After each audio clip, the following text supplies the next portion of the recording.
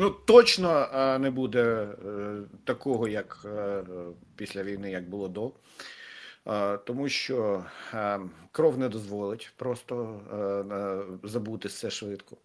І росіяни завжди залишаться росіянами, вони завжди залишаться нашими ворогами, і вони завжди будуть лізти до нас. Це вже відбувається протягом століть. У нас єдиний вихід стати фортецею і такою, причому до якої лізти буде просто елементарно страшно. Тому у нас дійсно, я не знаю, коли закінчиться ця гаряча фаза війни, але нам на десятиліття треба розвивати свій військово-промисловий комплекс і укріпляти кордон. Тому я тут говорю лише з точки зору того, що я бачу від цих перемовин. Що готовий здати Зеленський? Ну, наприклад, я не знаю, тут він уже на все, якщо ми бачимо, погодився. Список був великий, і русський язик, і церква, і скорочення армії, і відмова від НАТО, тобто фактично руйнація принципу армія, мова, віра. А також здати територію Донецької області. Якщо Кім говорить про те, що цінувати людей треба більше, ніж території, ну це, значить, закидають зараз таку перевірочну фразу, чи населення готове до такої, до цього. Правда, їм не пояснюють одної простої речі всім людям, українцям не пояснюють. А що, якщо вони здадуть, погодяться на здачу Донбаса, то це, з точки зору військової науки, відкриває величезний плацдарм для подальшого просування на територію вглиб України. Це і в Дніпропетровську область, це і в Запорізьку область, це і Харківська область. Ну, тобто там дійсно можливостей дуже багато. Тому нам потрібно дійсно зробити комплекс, зокрема, нам треба стояти насмерть на питанні лінії розділу. І тому що якщо ми зараз здамо території, ми втратимо потім, коли Росія знову встане на ноги. Це може бути через 3 роки, це може бути через 5 років або через 7, але це буде обов'язково, вона буде лізти і далі, то ми втратимо набагато більше людей. І якщо Зеленський готовий на якісь поступки, то він має сказати про це українцям. А так, виходить, що дійсно, як із енергетичним перемир'ям.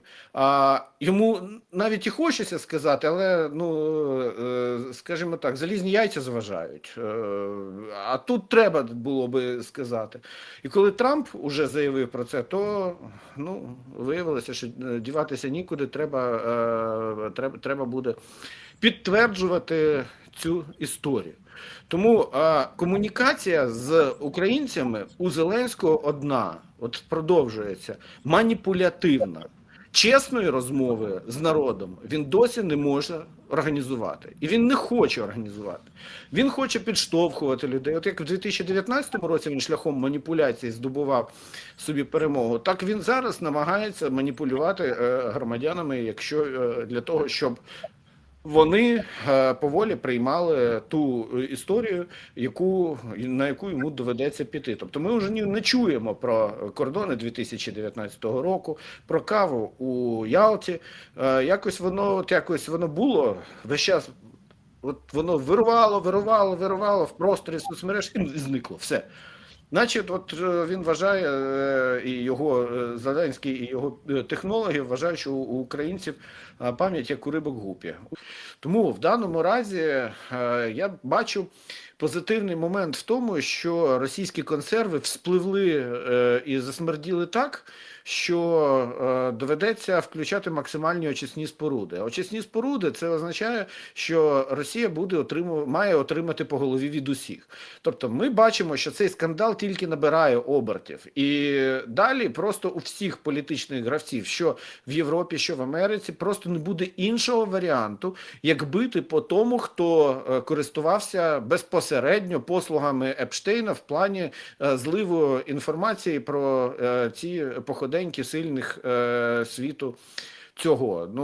Тут Україна в цих файлах згадується лише побічно. Поки що жоден політичний діяч український не був засвідчений в цих файлах. Це принаймні хоча б радує.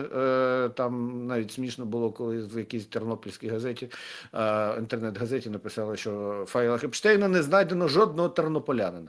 Смішно було, насправді. Але добре, що дійсно немає. І тому це дійсно може створити дуже серйозний прецедент для більшості країн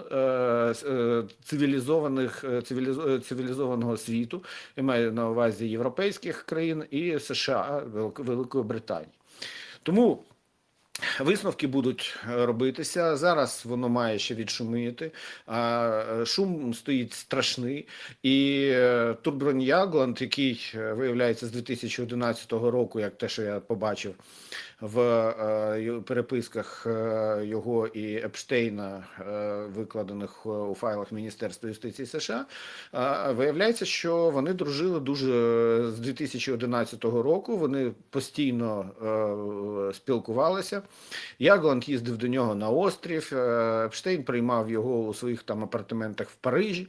Тобто там дуже тісні зв'язки, як і, власне, потім зв'язки Ягланда з Путіним допомогли установити безпосередні зв'язки від Епштейна з російським диктатором. Тобто, насправді, тут все вже зрозуміло. Це honey trap, да, медова пастка, або, як самі КГБісти колись сказали, що це ловля на живця, да, то вона спрацювала абсолютно для величезної кількості людей. Тому ми є свідками дійсно зараз тектонічних змін в політиці. В США будуть дійсно великі дуже наслідки, але я ще раз підкреслюю. Каналізувати весь народний гнів треба суто на Росію, і єдиний варіант це зробити ефективно, це постійно робити, зараз розмовляти з американцями, з людьми, які впливають на прийняті рішення, переконувати їх, що у них немає іншого варіанту, окрім того, як повернути Росії те, що вона заслуговує. Ну, подивимось. До речі, дуже цікавий кейс. Я взагалі, знаєш, здивований іншим. Як цьому прискіпливу увагу приділяють в Україні? Мені інколи здається, що в Штатах навіть так за цим не слідкують. Ні, там слідкують дуже. Я жартую. А знаєш чому? Я поясню, що відбулося. І це, до речі, якщо ти підтримуєш, може ні. От цей вірус Епштейна, це в практичній площині, цей кейс може стати точкою відліку краху морального авторитаризму Заходу, якщо вони зараз не полікують цю хворобу. Поясню про що. Бо саме моральний авторитаризм буде і стовпів світового домінування західного мегакластера. Вони завжди показували, що мораль і західні цінності якраз для нас це важливо. І тут люди, які керують фактично західним світом, виявляються покидьками, ну, я знаю, там, мерзотник, ну, все, що завгодно. І от це фактично торпедує стратегію і догму поведінки. Ну, от, наприклад, можна було ж запровадити санкції проти Карімова в Узбекистані за те, що він використовує дитячу працю для збору бавовни. А що казати після того, що відбулися абсолютно мерзотні речі з несповнолітніми на цьому острові? Це ж взагалі це торпедується позиція глобального моралізаторства. І цю позицію вбили, і зараз її треба відновлювати. Тож залишається стілець на трьох ножках. Це технології, резервні валюти і військовий потенціал. Але якщо хоч одна ножка підламається, ну, наприклад, військовий потенціал, і Росія, наприклад, уявіть собі, дотискає Америку, і Україна програє. Для західного миру це катастрофа. Так. Це справді катастрофа. І от в мене до тебе до тебе тоді запитання, як ти вважаєш, таке дуже коротко. Величезні ресурси зараз будуть кинути на те, щоб відмитися, чи вони спробують, як Володимир Олександрович, замовчати, не відповідати, не реагувати? Ні, тут і відмивання не вийде, тут і замовчування тим більше не вийде. Тут потрібні будуть ритуальні жертви.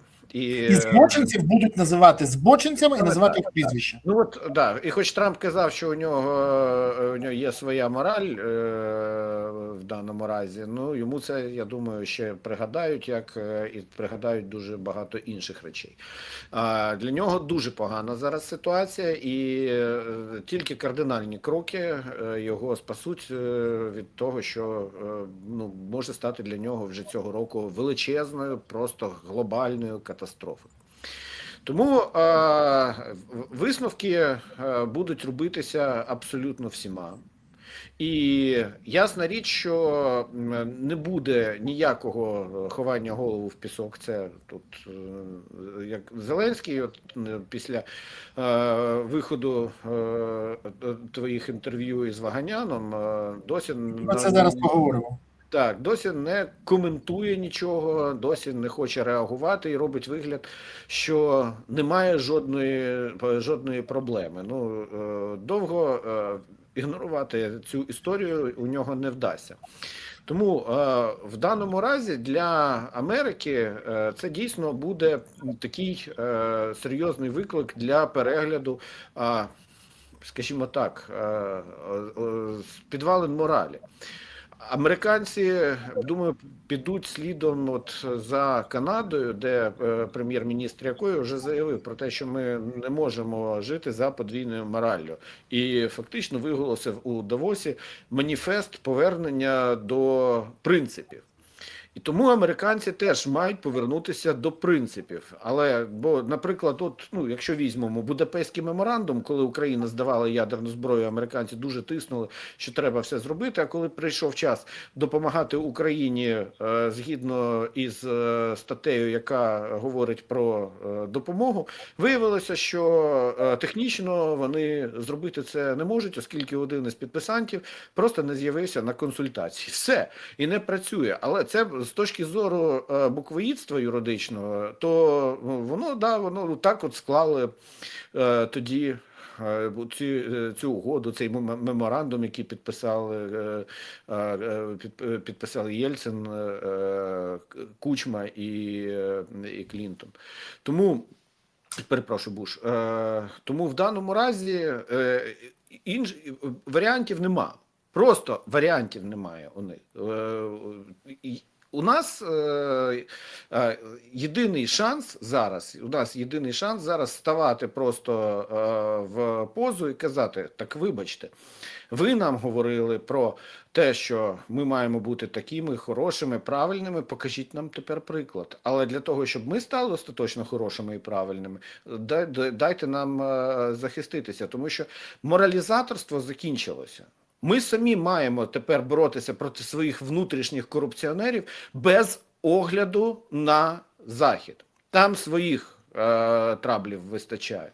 Але це не потрібно не для того, щоб показати: ось, дивіться, Захід нам буде казати ай-яй-яй і не давати грошей. Для того, щоб боротися з корупціонерами, для того, щоб боротися з руським міром всередині нас, це потрібно нам. Для того, щоб не бути поглинутими Росією в майбутньому, бо маленький руський мір буде проковтнутий великим руським міром. Це нам на сьогоднішній день потрібно боротися із всіма тими негативними явищами, які існували у українській владі багато років.